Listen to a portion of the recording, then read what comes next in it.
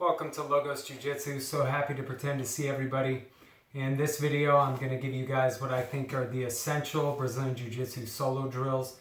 This is homework for my students, and the sort of theme here is that it's all about the hips. So first, let's understand, before we get into the 7 movements, let's understand basic functions of the hips, being extension, going this way, hips going forward. Hips going back is flexion when my knees and shoulders come closer to each other.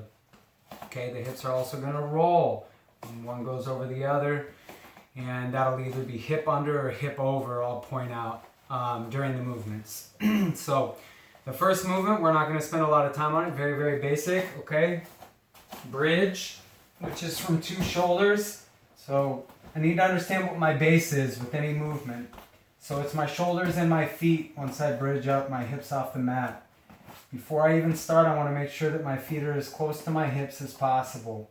That's going to give me the maximum range of motion for the various movements, okay? I'm going to use this to create space or unbalance somebody to set up my next move. Just bridging on its own isn't going to get me out of trouble if somebody knows what they're doing. So I want to be able to get explosive with this. So you're going to do that, for at least 10 to 20 reps, and just depending on how much time you have, okay? Now, number 2, 3, and 4 are going to work together. So first I'll show them separately, and then I'll show you how we combine them in a drill that flows and helps you to reset to your starting point, okay? So, the single shoulder bridge. First, I'm going to show it on its own with a bridge and roll, okay? So now, instead of having both heels on the mat, I'm going to let this leg fall down. So I've got a top leg and a bottom leg. That's going to be the case in a lot of drills, top leg and bottom leg. Should be pretty obvious from where I'm laying which is which, right? Now, I'm going to drive mainly off that top leg, just like I am in a lot of the drills, driving off the top leg.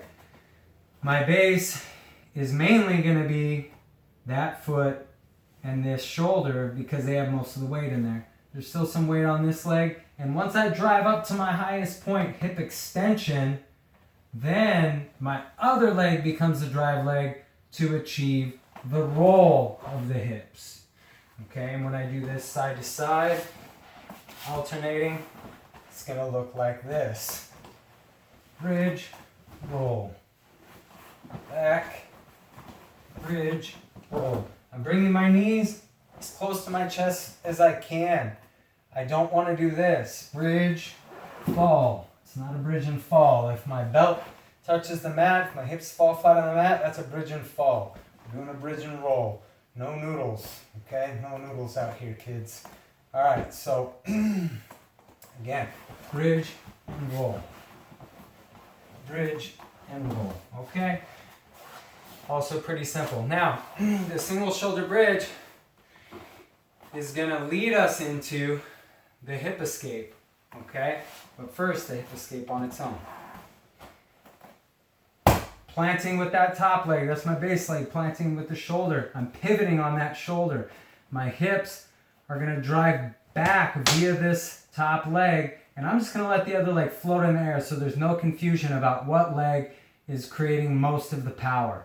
Okay, and that's also going to free up this leg for lots of different things. Now, when I drive back, my hips, I want them to go at least as far as my shoulders, if not further. Okay, and then to reset, I'm really performing a forward hip escape. I didn't even need to move my feet, all right? So that's where we get into number 3 and number 4. And for me to do this continuously, I really, in place, because I doubt you're going to have 20 feet of mat to go up and down during this time, I really have to do the backwards hip escape and then the forward hip escape to reset myself. Okay? Backwards hip escape, forward hip escape to reset myself. So now, I may as well throw in the single shoulder bridge. Okay? Because in a lot of situations, I'm not going to be able to just hip escape. I need to get some of their weight off of me. So I'm going to use the single shoulder bridge to get some of their weight off of me. And functionally speaking, I might need to keep this leg flexed to stop them from mounting. Okay, another good reason why, right? I want to be able to drive just with that leg. So I'm in hip extension, right? Kind of angled, vertical, horizontal. And now I'm going to drive backwards hip escape. I'm rolling my shoulders a little bit towards the mat so I can keep my balance. If I'm just here, I'm pretty off balance. It's hard for me to keep my hips up. And now I'm going to pull myself back to the starting point with that forward hip escape. I can touch my hips down for a second. So I come into that single shoulder bridge with that knee down. Backwards hip escape, forward hip escape. Single shoulder bridge, backwards hip escape, forward hip escape. Single shoulder bridge, backwards hip escape, forward hip escape. So the more that you keep your hips up, the more this is going to challenge your core strength. Okay, so that's 2, 3, 4 together. All right, now number 5 is going to be hip escape, but there's going to be a roll. There's going to be a little hip heist built into this. Okay, this is me being able to get to my knees.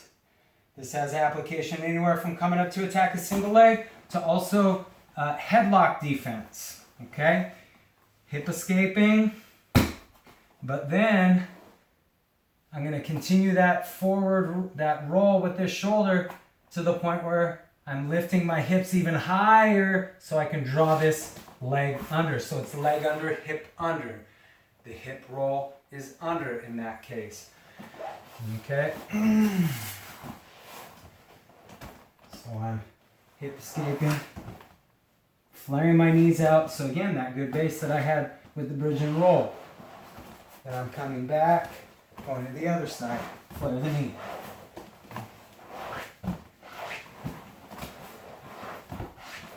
Okay, and this is really good core strength. Using my shoulder as my base, right? And really bearing that weight on the front of my core. And really on the side of my core, and as I rotate, I'm shifting the force on my core, right? Which part of my core it's on. Okay, so number 6 was number 6 is the hip heist. So from the elbow now, there was a little bit of a hip heist from the shoulder in that last one. Now we're going to do it proper so we can reset with a sit out. So this is really a combination of 2 movements for number 6 here, but they flow together again into one drill. So I'm from the elbow, lifting my hips up, a little bit of hip extension just to get my hips up, hip flexion to start drawing that leg back that's going to go under, that hip roll under, driving a little weight forward just so I'm ready to attack a single leg. I understand that that's one of the reasons why I would hip heist up is to wrestle. And then I'm coming back down and really extending that hip through. Okay? And this would be like if this guy's trying to hip escape, right? On the other hand, he's trying to backwards hip escape and he's trying to get his knee inside. And, let's say I have the underhook still, and he's almost getting that knee in, but now I'm just going to hip under, leg under, and close that door. I'm going to use my hips to close that door and get into this position.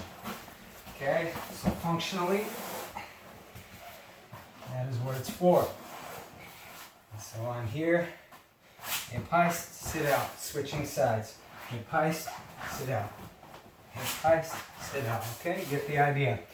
Now number 7 is a hip up. And this is where we get into guard attacks. Armbar and triangle.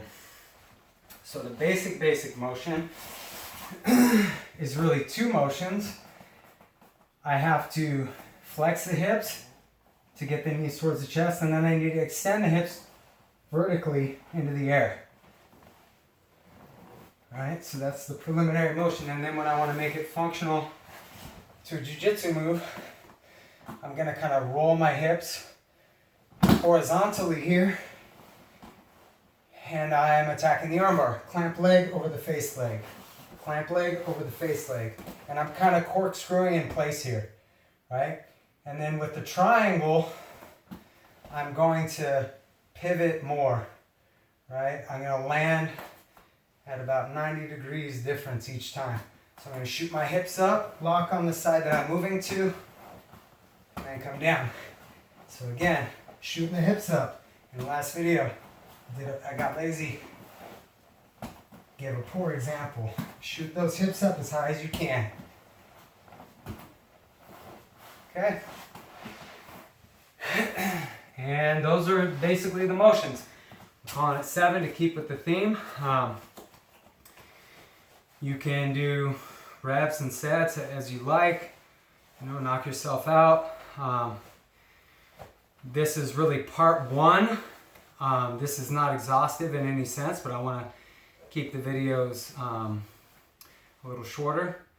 So this guy right here needs a name. I've got a name in mind, but I just want to see if anybody can do any better. So if you want to know what my sort of working name is until I get something better is, you can ask about that in the comments below. You can give your name suggestions below. Students, you know, do your homework. Keep up these basic things you have to do, and then I'm going to add more and more videos to keep you guys busy and keep you as sharp as I can. So thanks a lot for watching Logos Jiu Jitsu, guys, and I'll pretend to see you on the next video.